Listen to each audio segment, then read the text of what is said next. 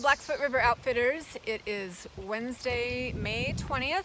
And afternoon instead of morning. It's afternoon. Yeah, it was. We couldn't get this done. It was raining this morning. We couldn't get it done. Yeah. And we were actually a little busy, which is good. Sense of normalcy. Yeah, we have a lot of stuff to talk about. A lot of stuff to talk about. So we'll get right into it. So yeah. Okay, you lead. You lead. So first thing is, as a lot of you know, friends and family and client friends, that we had a crazy Sunday morning. We were camped on a river, and our manager Matthew walked into the woods just out of camp and ran into a grizzly bear and was attacked, and it was pretty violent and pretty crazy. Okay. And he's fine. Okay. He's actually already home. And on the mend. It's great. Yeah. He's in good shape. That's the good news. The good news is that he's fine. It was pretty traumatic for all of us, but he's good to go. And we just want to let everybody know that we appreciate all the kind thoughts. And we haven't got a whole lot of work done the last couple of days because we've been talking a lot about this. Our mind's been elsewhere. yeah. It was pretty intense, but you know, he's fine, and it was miraculous. He's just not that. He's injured, but not badly. He has some broken ribs and a few punctures, but and the other good news is the bears are okay too. They just left afterwards, and it seems like everybody just went on their way.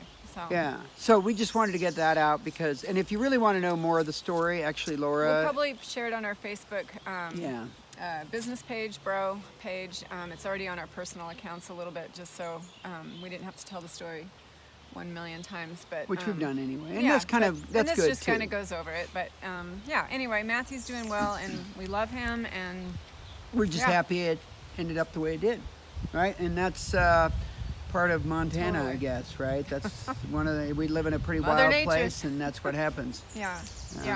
So that's good. That's good. The other good news is the governor is lifting the quarantine restriction for non-residents on June 1.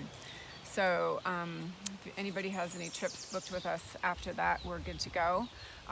We'll update you with more detailed information on that, probably via a newsletter, and then also, again, on our social media pages, or just, our shop is open. Everything's kind of back to normal in Montana, to be honest. So we always have somebody at the store that can answer most of those questions. Yeah, and along that line, so if you have trips booked with us, or you want to get some trips on the books, which I think, the river's really high. That's another reason we're not down at the river today. The river is right here behind the fence now. And which it should be. It's what it's supposed to be. It's been raining a bunch, and the snowpack's starting to peel out, but we're going to have good water levels. But my point was, you need, if you want to come fishing and you're out of state and you're planning on flying, you need to get on and check on flights right now, because we're not sure, to be honest, what kind of limitations, changes of numbers of flights in and out of Missoula and things like that. So please get on that straight away. And again, if you have questions, just call us. We'll try to help you out on that end as well, because we are just figuring this out ourselves too. Yeah, same with the hotel. Yeah, same with the hotels, hotel. Right. So I've spoken to a number of the hotels that we primarily use, and they have a different protocol, as we all will. Primarily and most importantly, I suppose, is that they're not going to be in there cleaning during a stay. So say if you're here for 4 nights, I think they'll change towels out, but they're not going to go in your room based on some new COVID protocol. And then any hotel that had a breakfast buffet is probably going to have some sort of grab-and-go bag, etc. So, and again, as we know more about that stuff, we'll certainly let you guys know. And speaking of protocols, we know that this is all real personal, this whole COVID thing, and some of our good client friends are not going to want to come fishing. They just don't feel comfortable. We get that. There's going to be others that are just like, yeah, we're coming full on, and they're not as concerned about it. And then there's going to be a lot of us that are somewhere in the middle. We're willing to do whatever and whatever level of comfort that you need to make sure that you feel good about coming fishing with us. We've obviously, as we spoke of before, we've met with some doctors and tried to come up with some good solid protocols. But the bottom line is there's going to be a certain amount of risk. We're not going to tell you that's not the case. You're going to be under 6 feet from the guide. That's just part of the deal. You're going to be handing rods back and forth. There's a certain amount of risk involved. So we just want to make sure everybody knows that, and that we're going to do what we can and what makes you feel best for us to minimize that risk. Absolutely. Yeah. Yeah. What else? Oh, well, we ought to talk about a little bit about the fishing. Oh, yeah. So Fishing. That's the whole reason, right? The, It's a fishing report. the water, as we mentioned here on the Clark Fork behind the house, is quite high, and it's pushy, and it's not going to be fishing. All the rivers pretty much doubled. I didn't even look this morning because it was such a crazy morning. Everything's just going straight to the moon. Like Rock Creek is actually on the lower end, across the road. Apparently, is what I heard. Yeah, it's over 3,000. It's like 3,400 last I looked. So, I mean, that's a river. That's Georgetown a Lake is big fishing river. well, though. So rumor. Georgetown Yeah. Lake is fishing really well. Now realize there's some parts of the lake that are closed, so make sure you check your Check the regulations, yeah. for spawning. And the Missouri has been fishing really well, which to be honest, I'm kind of surprised. It's kicked in already.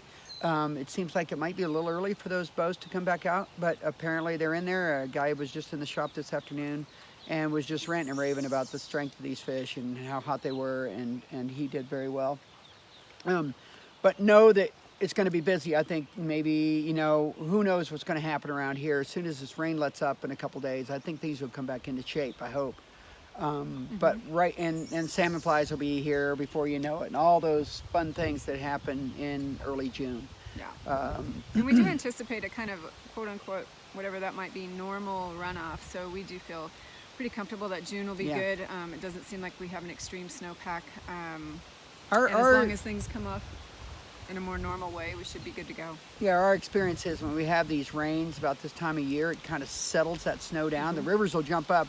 A lot of that's from the rain and not necessarily from snowpack, but instead of the snowpack just seems like it's settled. I'm no hydrologist, but that's been our experience. So historically, it seems like it comes off a little smoother rather than just a spike of snowpack melt. So with that, we anticipate it's going to be great. We've got good water. It's third year in a row, and I think the fishing's going to be great. Yeah, and obviously we've had a lot of cancellations, which is understandable. Given the pandemic. But so if somebody is watching this and you have an interest in coming to Montana, we have great guide availability and we'd love to take you. Again, I think it's going to be a great season, so hopefully the virus just continues to go on its way. All right, thank you guys. We hope everybody comes fishing. All right, bye. Thanks. Perfect. So that's a good 7 minutes or something.